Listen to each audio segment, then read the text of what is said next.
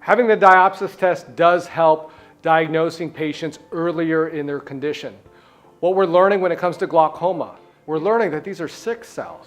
And by using electrodiagnostics, we could detect the sick cells, treat the condition, going back to glaucoma, address their condition and address the IOP, and we can get those sick cells functioning into healthy cells. And so that's the benefit, because we know with glaucoma, once you lose your vision, there's nothing that we can do to get your vision back. And so early detection is going to be key. Detecting the early signs or the sick cells is going to help us in our treatment and keeping our patients seeing. I have noticed changes in how I practice looking at glaucoma for our patients.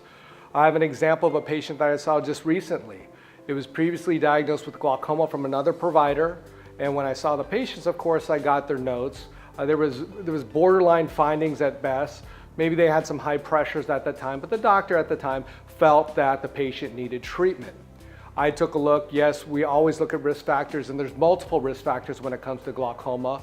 Yes, we know pressure is the only one that we can control. You can't change your family. You can't change your age.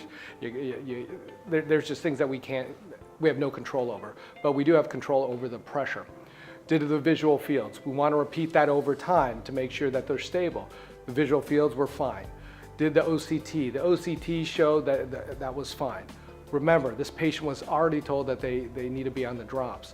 And so what I did is I ordered the Diopsys, the VEP, and utilized that test. The test results came back normal.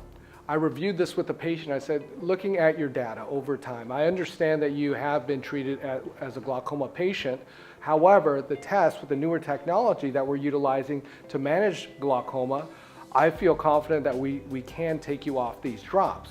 If something changes, because life happens, things may change down the road, but if it does, then we may need to start therapy right now. But let's go ahead, take you off the drops, and let's just reevaluate your eyes and monitor to see where we go from there.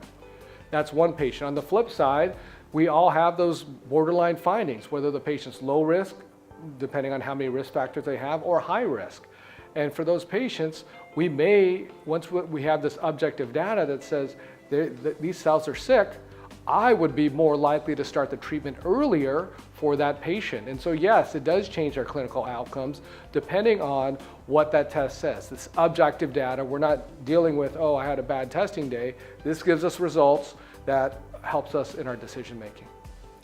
So going forward, there's just so much utility.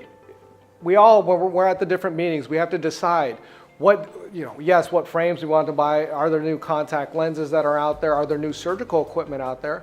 But looking at diagnostic equipment, where would this rank in my decision making?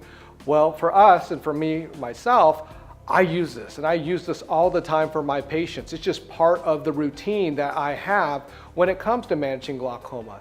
Yes, we're all familiar with the visual field. Yes, we're familiar with the OCT. But yes, I am always comfortable utilizing the VEP and ERG for my glaucoma patients. And so going forward, we're just going to hear more and more about it. And just already we're hearing about it at all the different meetings. We're seeing it in print.